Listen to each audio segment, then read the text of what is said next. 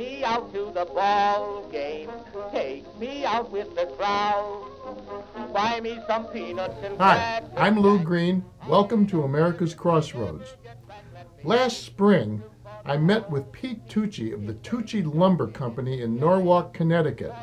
Now, at that time, who knew that the Chicago Cubs would end up in the playoffs?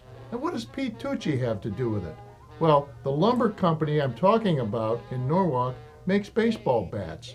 Real wood baseball bats, the kind they use in the big leagues. So we're going to meet Pete and also take a quick trip through his facility in Norwalk, and then think maybe Pete had a little bit to do with the Chicago Cubs and their new manager Joe Madden, who came from Tampa Bay, and their success this year. This is a great story. Let's go meet Pete. Hi, America's Crossroads is in Norwalk, Connecticut, at the Tucci Lumber Company. I'm with Pete Tucci, the founder, the CEO, the all-American boy. And this is the lumber, right? This is it, yeah. So, we kind of call it Tucci Lumber Company, but all we make our baseball bats. So, kind of a play on words, so to speak. Well, when they get the lumber on the ball, it goes out of the park. That's what we hope, yeah. Yeah, you just came back from spring training. Pete was out in the Cactus League and down in the Grapefruit League in Florida. Correct. How'd it go? Went really well. A lot of guys swinging our bats at the major league level.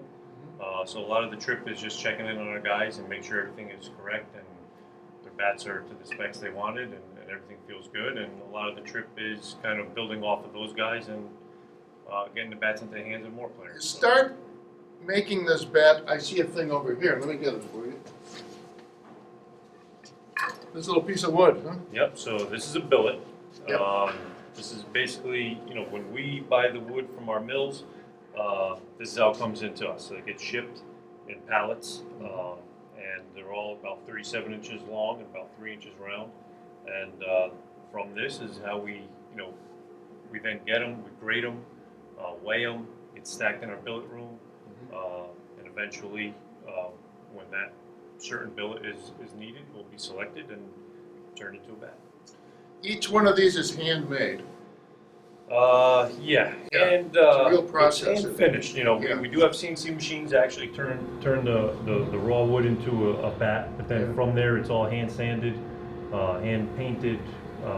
Everything at that point on is definitely kind of hand finished. So. And if the kids out there get good enough, then there's a whole bunch of them with their name right here. That's right. There's a bunch of them. Well, the good thing about our bats is even a little leaguer can get his name put on his bat. So most of what we do is custom. Yeah. Do a lot of custom orders, through our website. So it's really makes a kid feel good to be able to kind of get the same treatment as, say, a big leaguer gets, and be able to customize his bat and get It looks exactly right what down he there, wants. sees his own name and says, Exactly. I'm in the game. That's right. That's good. Part of them. So. Well, you started the company how long ago? I started, the first bat I made was in '09. Started just as like a hobby kind of thing in my garage, and kind of a way just to get back into baseball after being out of it for a few years. And Now you were in the Mets organization, right? I was with the Blue Jays, Padres, and Mets. Yeah. I got out of baseball in '02, and by '09, actually on a recommendation from my wife as a way to get back into baseball, it was kind of her way of kind of getting me out of her hair a little bit was. Think about getting back in the game a little bit by making bats, and obviously I had more passion for baseball and wanted to kind of see how far I can take it. Well, this keeps you in the game. It does. And it's got to be fun, too, when you see the results of your labor out there and you see some guy pounding it out of Fenway or something. Absolutely. There's definitely that aspect to it that it's a game. It's competitive. There's a bunch of other bat companies that are kind of going after the same business. So there's a lot of competitiveness to it. And it's very exhilarating to kind of watch players use our bats and have great success with it. But at the same time, it's a business, and like any other business, it comes with its pitfalls and Of course. and hurdles you got to overcome, and so it's a constant battle of you have your stressful days and you have your great days, and just like any other business. Well, there's over 30 bat manufacturing companies, and you're in the top tier. We are, yeah. In a very short period of time at the major league level, we're amongst the top companies, in sales to major league players, which something I'm very proud of in a short period of time, and hopefully the name, the brand kind of continues to grow,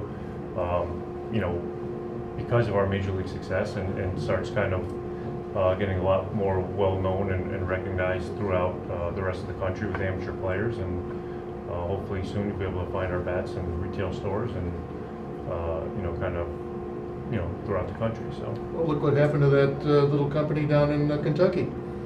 Yeah, they did all right for themselves for quite a while, and just got a pretty good deal, and so one can hope. So there's gold in them there hills. That's right. You have any advice for the kids watching this thing, and what should they look for in a baseball bat? Besides your trademark? That's right. Always look for that TL on the barrel, and you won't go wrong. But some of the things you want to look for in a bat, most importantly in a wood bat anyway, is the grain. You want to try to pick out a bat that has nice straight grain to it.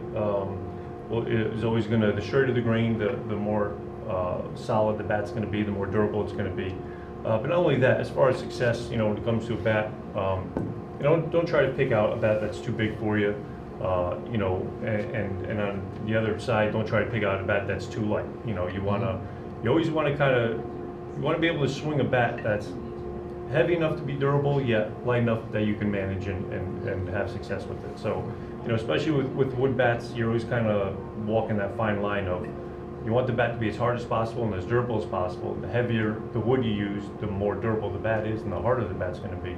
But at the same time, you still want to have success, be able to handle the bat and control the barrel. And don't be fooled by these big barrel bats that everybody thinks a big barrel produces power. That's a big misconception, especially in the wood bat business, is that the bigger the barrel, the more power you are as a hitter, the more power you have, then you need to swing a big barrel bat.